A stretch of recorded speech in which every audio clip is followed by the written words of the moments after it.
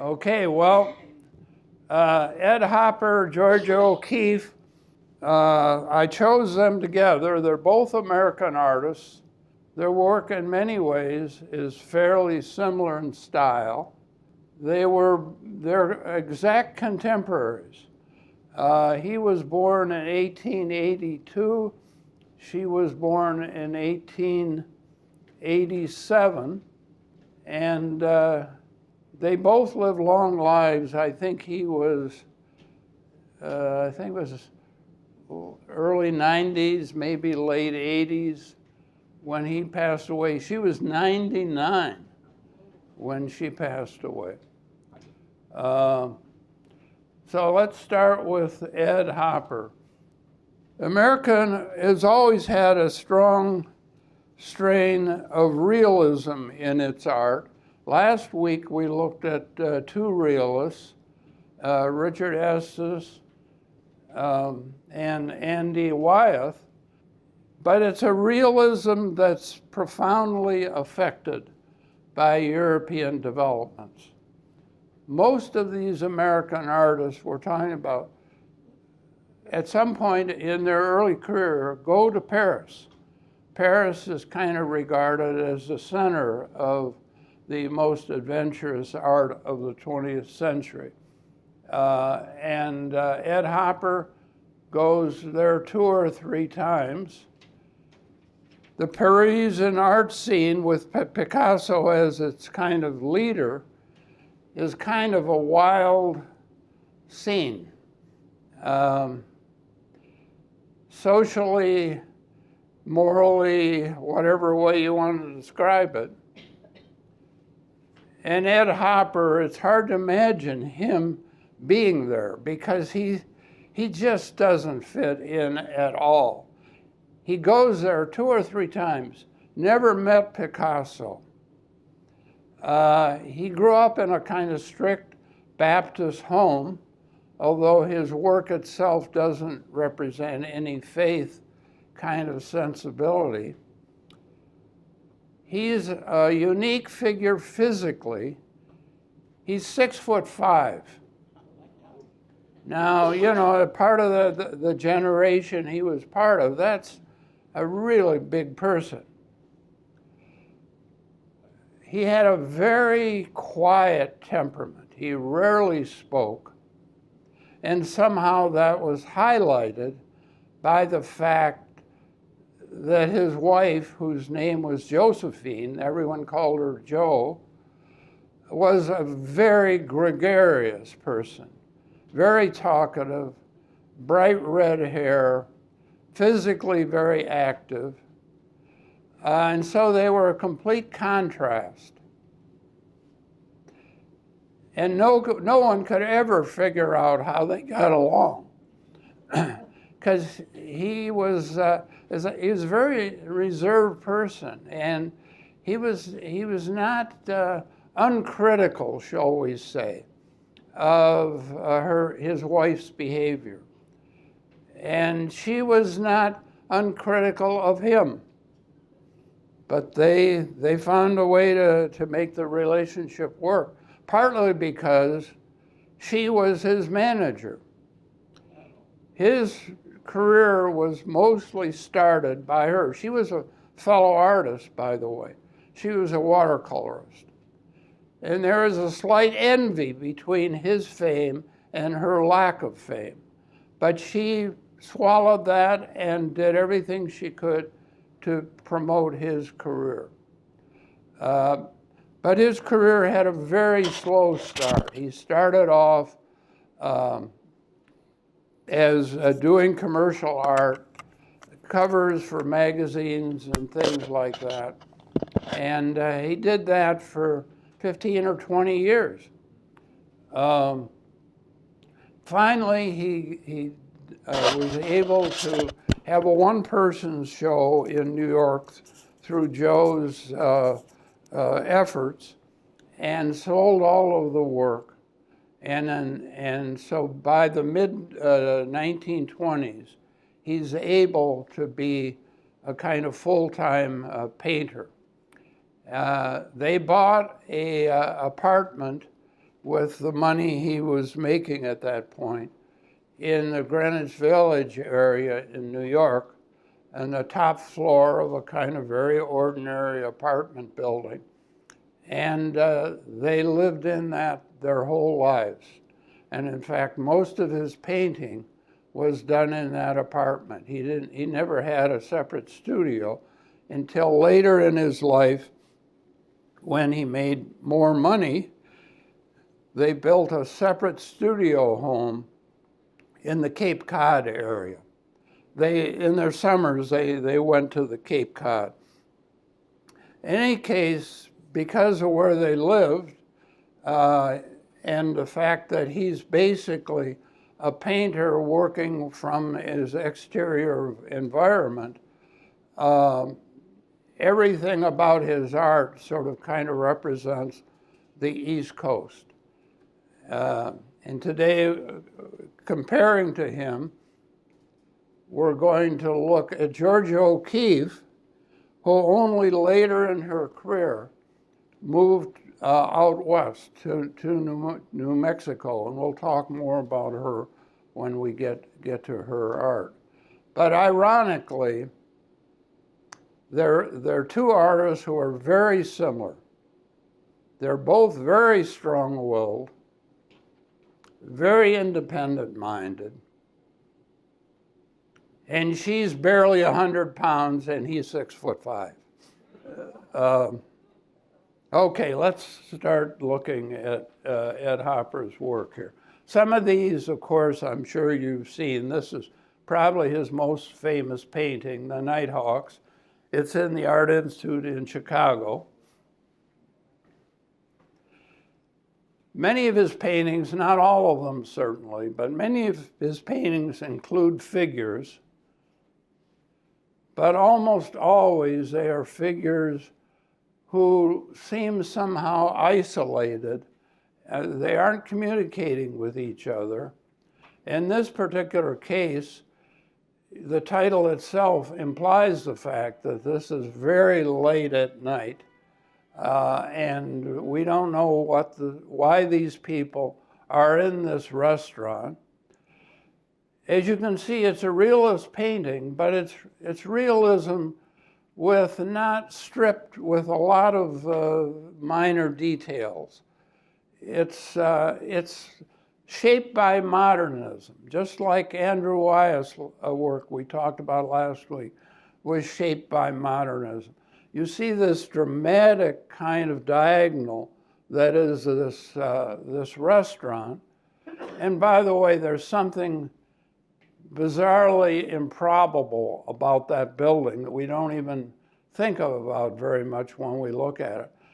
Imagine the size of the panels of glass in both of those windows, and then ask yourself, where's the door? How'd they get in there?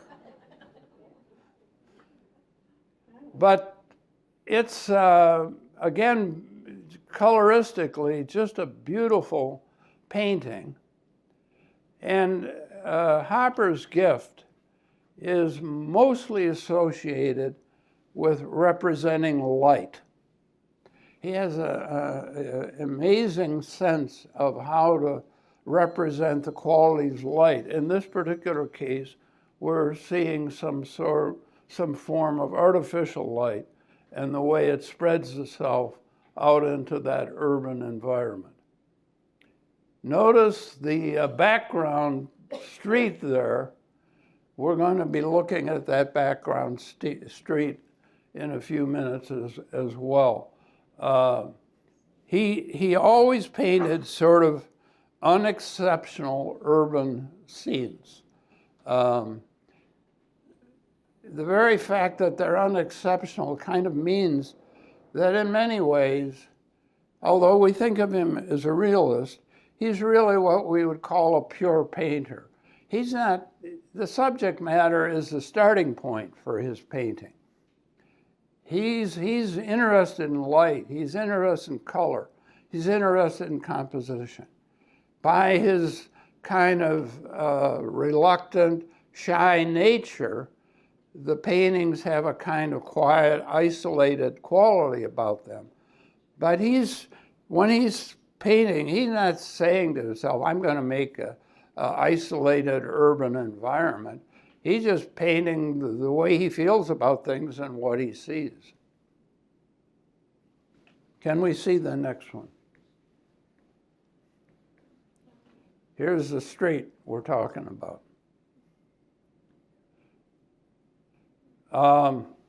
At first, it looks like a painting about nothing. At one point, he had one or two figures in those upper windows. He even eliminated them. And it's simply light on an urban street. But you see, it's essentially almost a cubist composition.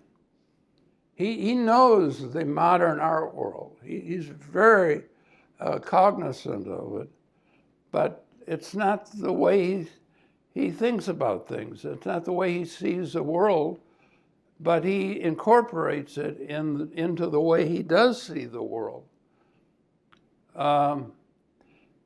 There's something about Hopper that's kind of unique. This color here, you see that color over and over again, and I don't know what you call it. It's a phthalo. I don't know what the name for that color is. As an artist, you think I know all the names of colors. Well, yeah, good luck on that. There are millions of them, and most of them made up by hardware stores trying to sell paint. Anyway, you see, it's distinctively American. It's distinctively urban. And it's distinctively undistinctive. Can we see the next one, please? I hope some of you recognize this one. You're in the room with this one. If you've looked in the back, there are two Hoppers in the back of this room. And this is one of them.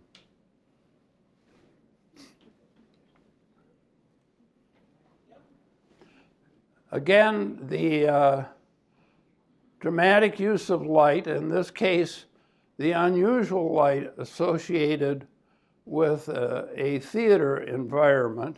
You have normal sort of incandescent light to the right with the solitary figure, and then you get the light associated with the film, and it has a touch of that phthalo-ish kind of green I was talking about. If you look carefully, you see a couple film patrons in the seats. But again, it's a totally calm, quiet, urban scene, quite apart from the busyness we associate with the city. Try to compare his take on the city to the artist we saw last week, Richard Estes. Again, a dramatic composition, and just a quiet mood. By the way, Joe was probably the model for that figure. She was very jealous. He was the least a kind of guy you would think of as a playboy. He was very quiet. He was not a charmer at all, but she was very protective of him sexually. So she would not let him use nude models. She always modeled for his work. And so that's probably Joe. Can we see the next one, please?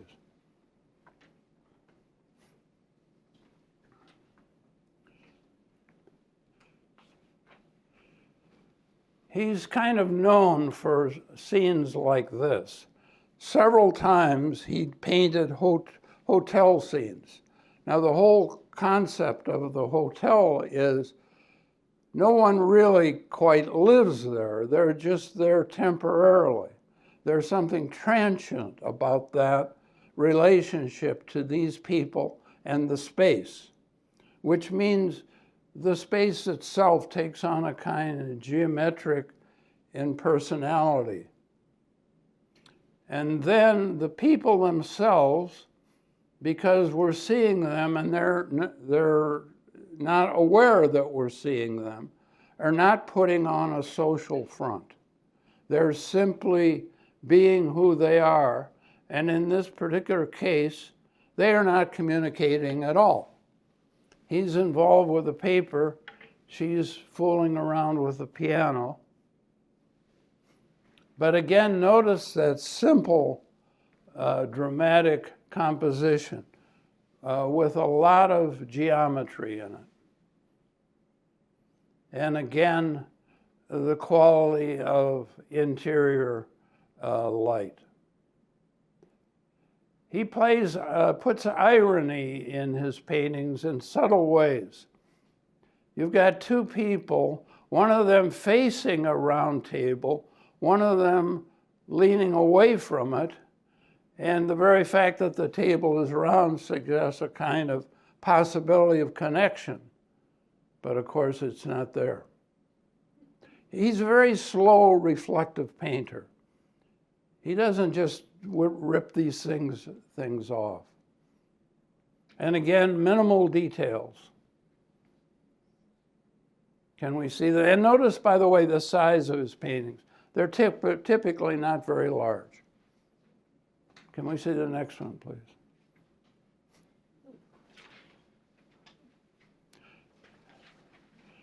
Now, this one probably was done out along the coast, probably in the Cape Cod Turtle area.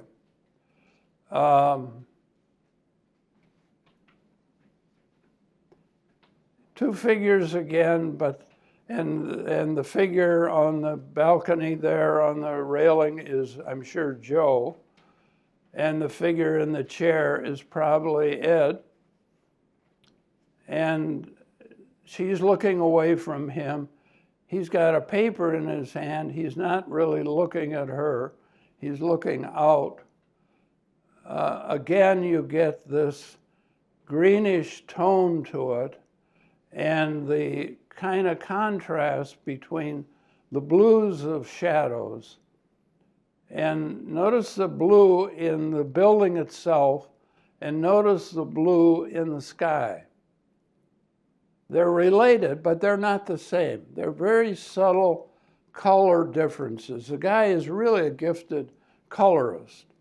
Minor variations in the painting. Why are all the shades, or most of the shades, represented at different levels? Just minor, subtle little shape differences. And then this kind of cascading landscape you see on the side there. You notice how the trees, it looks like a very steep incline. If you look at those trunks, they seem to be almost running downhill practically.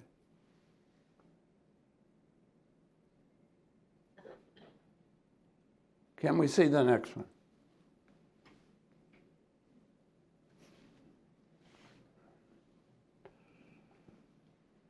Again, American architecture, he's always looking for distinctive American things, and he loved these old Victorian buildings.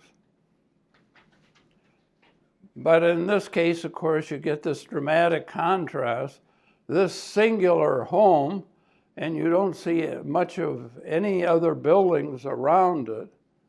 And obviously at one point had a very elegant past. It's a large, distinctively shaped home with a mansard roof and so on. And then the brutality of this railroad track running across the bottom of the painting. And he's playing the values and the intensity of colors here. The railroad track and the earth beneath it all are very warm in coloration. So they visually come towards us. Warm colors tend to advance. And then the kind of grayish blue sky has sort of colored the character of that whole building. So it pushes itself into the background, and then at the last minute to try to make us be aware of the fact that they're both in the same painting. Look at the chimneys at the top of the building. Again, he pulls back to that warm color. He's very, very thoughtful about composition. He took months to make these paintings. He didn't do these things overnight. And by the way, these are all made up. He didn't do this painting on site. None of these paintings are done on site. He does them in his third floor walk-up New York Greenwich Village apartment.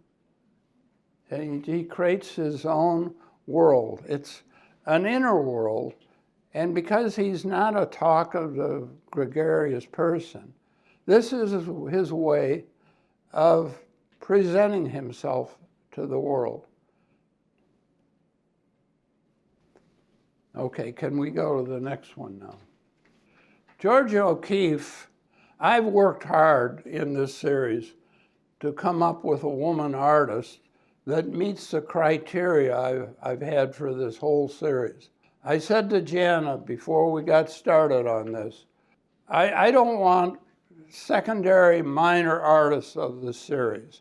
This is not an art history series, so I can't give as much historical information as I did on our survey series. But I want really big, important artists as a part of this series. Now, the problem I have when I want to have a woman artist as a part of this, we currently have a whole host of terrific women artists, but none of them have a stable, what I would call art historical reputation yet. They're very gifted. In fact, some of the best artists currently going are women artists. But O'Keeffe has been around long enough, her work has been around long enough, so people start to realize she's part of the historical story. Ironically, I'm talking about aiming at this whole idea of representing a woman. And she, in fact, she's been utilized by all kinds of feminist movements, but she was very strong-willed, very small person, but physically just mountainous willpower.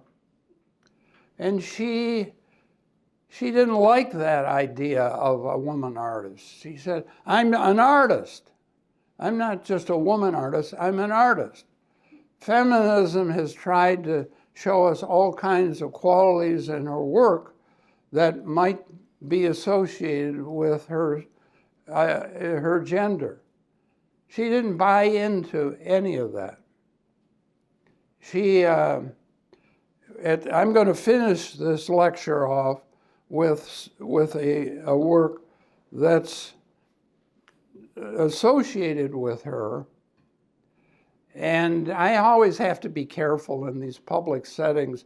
Art deals with sex all the time. It's one of the core themes of the visual arts. And I have to be careful, how sexy do we get in these lectures at a church-based retirement community. Her work was constantly, she started her career off representing flowers, but very close to them. Just her nose right in the flower. So it's not some little part of your environment. It's your whole visual environment. And by the nature of flowers are actually plant sexual organs. But she didn't paint them because she was thinking about sex. She just loved the shapes in them. She actually is, although her work is almost always recognizable, she is a much more adventurous artist than Hopper is. She's really one of the first American abstractionists. She I think, traveled to Europe once, but she saw the Armory show in New York, where all the European artists were represented. And she got hold of this whole idea of abstraction in a way that no male American artist did of her generation. She came to notoriety because she had started her career off. She was born in Wisconsin, Spring Green, Wisconsin. She started her career off as an art teacher, went to various art schools, went to the Chicago Art Institute for a brief amount of time, went to the Parsons School in New York for a brief amount of time, taught all over the place. Anyway, at one point, a friend of hers saw she was doing some beautiful charcoal drawings. And this friend was a contact with the photographer named Edward Steichen. Steichen came from a wealthy Jewish family. He loved European art, and he started a gallery. It was called Gallery 291. I assume 291 was its address. Anyway, this friend of O'Keeffe sent some of her drawings to Steichen. Steichen loved them, and they were mostly abstract, by the way, and mostly on paper. Steichen showed them in his gallery and sold a lot of them. And eventually, of course, they met. And eventually, they even married, but they carried on an affair for about 5 or 6 years because his wife wouldn't give him a divorce.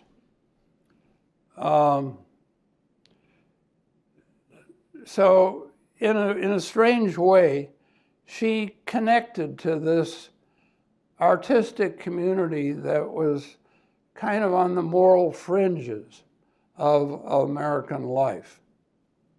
Steichen did a lot of nude photographs of her. And they had an odd relationship, what they called an open relationship. He exercised the openness part, she never did. And that's pretty typical of so-called open relationships. Only open on the male side, not on the female side. Any case, let's start to take a look at her work. After Steichen died in the mid-30s, she started to go out west to New Mexico, the Santa Fe area of New Mexico. And originally, she simply went out there in the summer months to paint. And eventually, she loved it so much that she bought land out there, bought a home and studio, and spent the whole latter part of her career painting in the West Coast. And this is one of her compositions that's relatively early. You know, this is the date, 1935. As I've said, she's a kind of odd mixture of realism and abstraction. If you look at the cow skull, she's pretty careful about painting that thing realistically. And in this case, she includes her signature flower next to it. And yet it's suspended in this odd way, and what's its relationship to that landscape and that sky? It's just somehow a Western-looking painting. You can't get away from that sense of it. It has that open, expansive quality about it. Hopper's paintings tend to be constrained by the environment. Her paintings tend to be expansive, even when she's doing fixed rock formations and things like that. You get a feeling about expanding space in her paintings. Generally, her paintings themselves are not particularly large, although she did a few very large works. The Art Institute has, in Chicago, has a painting that she did of the sky that's about the same size as this entire front screen. Now, can we see the next one? This is a painting from the Art Institute of Chicago. Its full title is Black Cross, New Mexico. And so the obvious question, when you look at it, you see how bold and dominant that cross is. It's 3/4 of the painting surface. Does she have a religious intention in doing this? But I suspect not. It's probably the back of a telephone pole. And you see how she subordinates the landscape to the black cross. And of course, it's backlit, so it's black. We can't even see if it's made out of wood or what it is. But then she gives us this western horizon. So she's sort of spatially creating a kind of dynamic here. This black cross is in our space, in our foreground. We don't even see the whole thing, we're so close to it. And then all of a sudden, she makes this dramatic contrast of red and yellow of the horizon. Is it sunset or sunrise? We don't know. But in any case, those colors come rapidly towards our eye. And then this almost anonymous kind of open, hilly mounds landscape. So you get this kind of spatial thing. The cross is right in our face. The background goes way back into infinity. And somehow color helps us put the two together. You can see, in a way, it's realistic, but it's profoundly abstract also. This is not, as I described her, she's a kind of small person. I don't know if she weighed more than 110, 115 pounds her whole life. I have a question. But she's very bold painter. Yes? I look at it and see two windows. And something in the middle supporting the two windows looking out at the sea. Mm-hmm. That's what I see. Mm-hmm. Well, you're obviously certainly free to see what you want to see, but the full title is Black Cross. That's what she called it. Yeah, that's what she called it, right.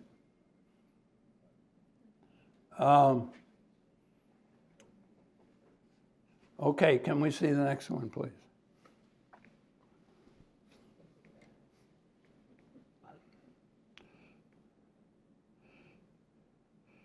Yes, this is a recognizable painting, but did she paint it just to give us a tourist view of a Western landscape? I don't think so. I think the painting is much more about the way she's handling color and shape And you see how she, the paintings are a strange mixture of a very simple, smooth, undetailed element. You don't see any bark texture on that mesquite tree or cedar tree. And then highlights, details that pop out at us. So she's very selective about what she sees and what she shows. Now, I was going to mention something to you. I'm not sure if any of you participated in this, but I think it was about 4 or 5 years ago that we went to the Cincinnati Art Museum, and we had a lot of her photographs there. Yeah. Now, remember, her husband was, her past husband was a photographer. And I was really looking forward to that show.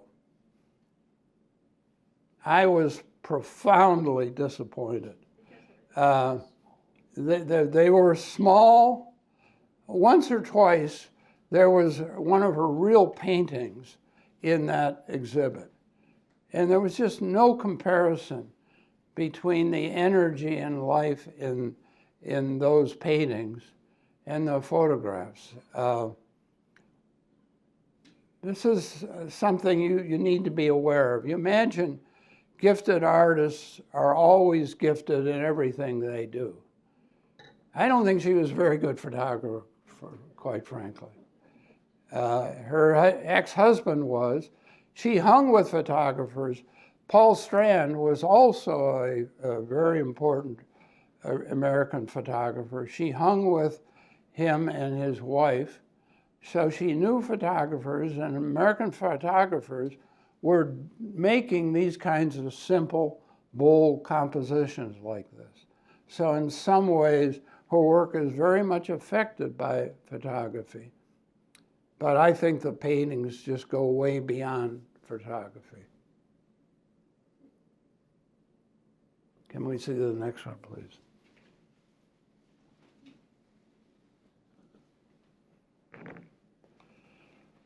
Think back to Ed Hopper's Sunday morning and the kind of nerve of a painting something unimportant like that and making it important by painting it. Horizontal composition, very subtle coloration, exactly the same thing you get here, but a totally different world than that New York street scene. I've been to the Southwest. In fact, my brother and I owned a home there in Green Valley, Arizona, that we inherited from our father. And I've seen that landscape out there. I love the landscape out there, the Sonoran Desert. So it's quite understandable how she fell in love with it. But look at the overall value of this painting. Remember, value means darkness and lightness in the visual arts. You see how buoyant and airy and light this thing is, and compare that to that massive block of buildings in the Ed Hopper painting. If you're looking for a contrast between East and West, here it is. Of course, adobe structure.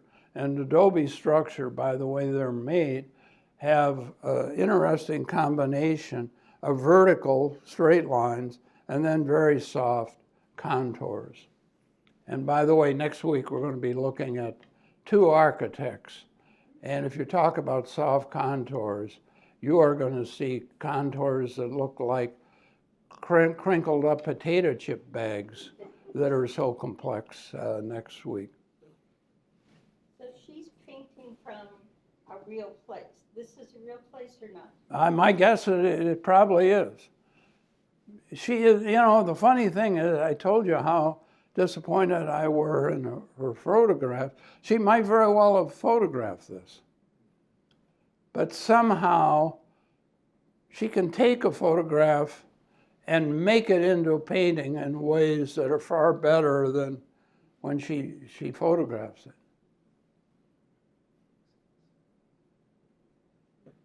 And can we see the next one, please? Now this is a painting really hard to figure out. Look at the title of it. Now, Marilyn and I have been to Albuquerque. We had an extended honeymoon, given the fact that we were both teachers. We had the summer off, and we took Highway 66 out all the way to the West Coast. And of course, Albuquerque was on the way. And Albuquerque, if any of you have been there, is a kind of dramatic city because you're on the floor of the desert. It's basically typical Western desert town. But within 5 or 10 minutes, it's right next to this mountain. And within 5 or 10 minutes, you're up in a pine forest in the mountain. And that's the only thing I can imagine here. She calls the city of Albuquerque, and the city would look out on this mountain. But obviously there is no city here. You see, it's nature-based. There's no way you can't say it doesn't represent that place and the character of that place. But her personality is also so strong that it's hers. She makes that mountain her mountain. That's what a really gifted artist does. Can we see the next one?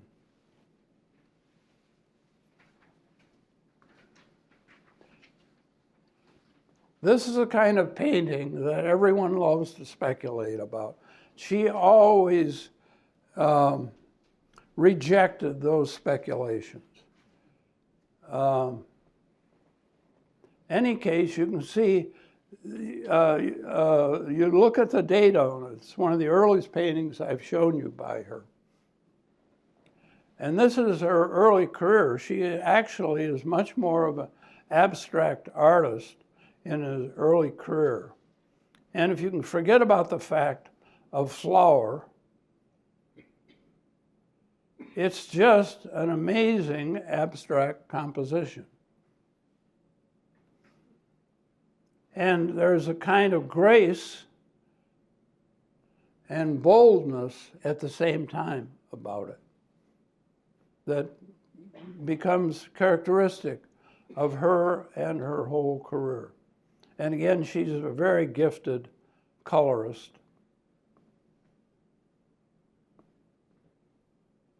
And I think that's about it. Any questions? Can I help you with anything here?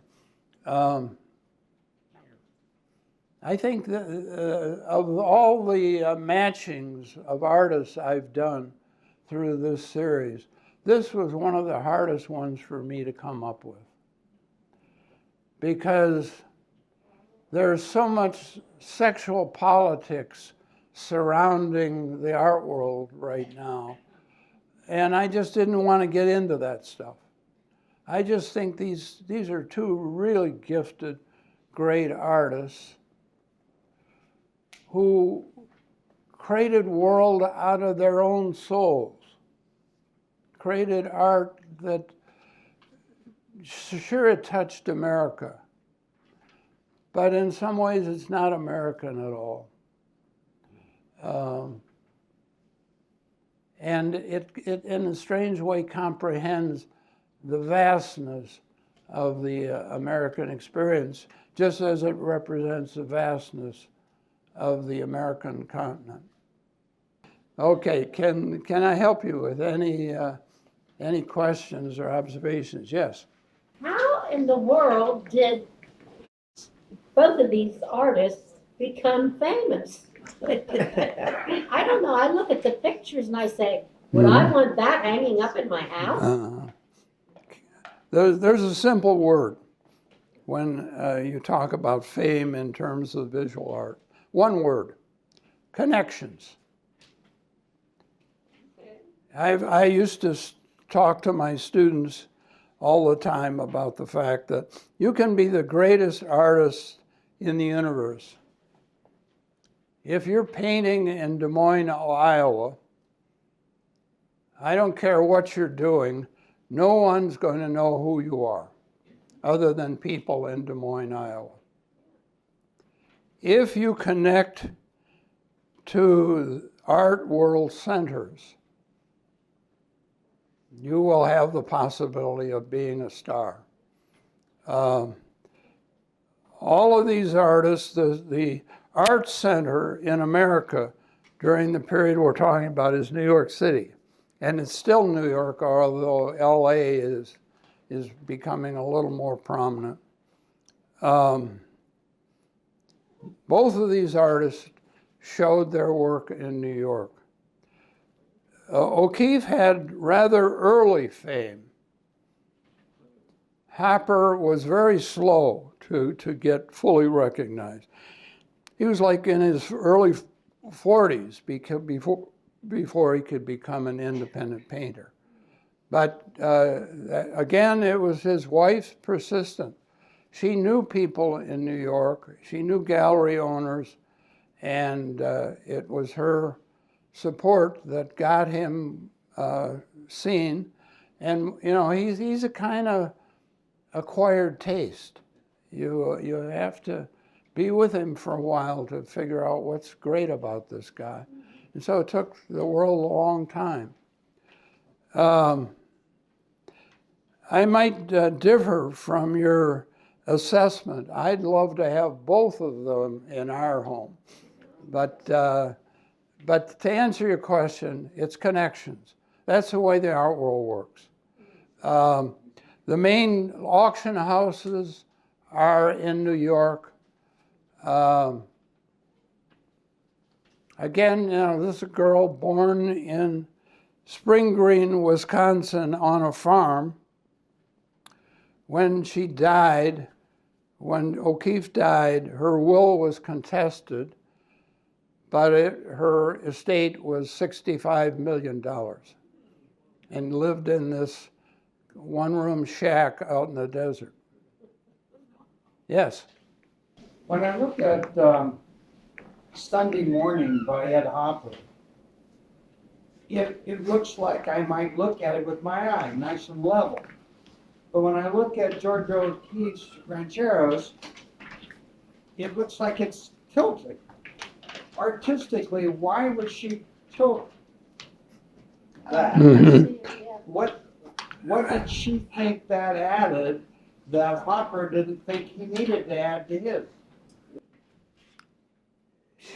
Her painting, if you compare those two paintings, her painting has far fewer shapes in it than his does. She's working in an architectural format that's much simpler than all of those streets and marble poles and all the part that was part of Ed Hopper's painting. And my guess is she felt, I honestly know that site. It's conceivable that in fact it does have an incline, but I don't know that. Even if it does, she would probably include that to give the painting some energy, a little more energy and animation. Because remember, you know, it's the painting is just almost nothing but this church, this one building. And there's not a lot to look at there, but it has a kind of heaviness about it. And I think she needed to create some animation in that lower section to respond to that. Now, again, that's my interpretation, but you see, I've been trained visually to understand and think about and talk about composition. Most of you have not, but that's what's frustrating to most of you. Many of these paintings are about composition. So the artists are not talking to you in a language you fully understand. I'm here as a translator, trying to help you get into that language. Just like when I was dean of the School of Music, our theory instructors helped our students understand the complexity of, let's say, John Cage's music that most of us can't figure out at all. That's just the art world. The artist is in a competitive environment, just like everyone else in our society is. And sometimes artists do things that speak mostly to other artists. They don't speak to a general public. They're not trying to be famous. They're just trying to present what's part of who they are. But then somehow it has to be somehow managed and presented to the public so that it becomes accessible. Connie, you had a question. I think she again, remember, her folks were just ordinary farmers. She didn't move in the kind of circles that Wright moved in. He grew up in a little more educated environment. And I doubt if they met. I can't remember his dates, how much older he was than her or younger than her. Any other questions I can help with? Yes? Do you know what causes artists to go through phases? Yeah. You know, why they have to go, certain artists will just do certain subject matters over and over and over again. And other times they'll go from one to the other. Why do they do that? Like, when It's hard for me to answer that because I'm one of those artists. Some artists will say, I'm doing this, I'm doing that. I'm doing everything, but they're overwhelmed because they're doing so many different types of art, and other artists will just stay, one subject matter over and over and over again, but different variations of that subject matter. I mentioned one of the potential great women artists in the next 20 years is a woman named Deborah Butterfield. I don't know if you've seen her work or not. I've never seen her make anything but a sculpture of a horse, ever. In fact, there's a wonderful Butterfield bronze sculpture of a horse in the Denver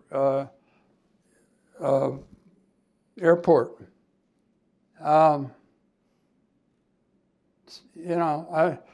Some of us are flighty. I move from one thing to another, but I usually stay with that thing. So for instance, accidentally, I ended up bringing a bird sculpture here to show this week, not even knowing the theme was birds. Yeah, I saw it. It's really Now, I said to Marilyn just this morning, I've got several more bird sculptures, and that show, how long does that show go on, Jenna? Into April. Well, I could show bird sculptures into April. But in fact, before April, I said to Marilyn that I want to celebrate Lent and Easter, and my work has also a lot of religious character to it. And I especially wanted to bring that character between the rough medium of welded steel the unpretty medium of welded steel, and religious subject matter. So I won't be able to show birds, but I could probably go on with birds a little long. In fact, Jana asked me to, I just finished a bird called blue owl.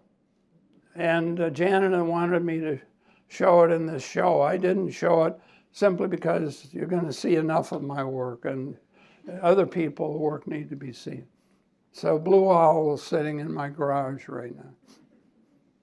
I don't know how, it's just character, just artists, we're all born, those of us who are parents notice within a month, our kid's personality is there, even though the kids are totally inarticulate. And that temperament, that personality is there throughout their life. And we want to attribute it to grandma, grandpa, or our spouse, especially if we don't like that characteristic. It's there, yeah. You have so much work. I'm curious, where do you store it? In his garage. In my garage. It's a rented garage. And it's stacked. It's believe me, it's not ready for display. If I ever have to show anything, it's also where I make the work. So everything has got a half-inch of wood dust on it. That's your car, it must sit outside. No, it's a separate garage. We rent it. It's right almost next to our place. We have a place in Goldfinch Court, but it's, I don't remember, what is it, Marilyn, $88 a month or something like that? I don't even look at the bill. Anyway, that's where it all happens. Anyway, this is not about me. This is about these artists. Any other questions I can help you with? It's about time, I think. Thank you, folks. Thank you again. Next week, we're going to see two really terrific architects.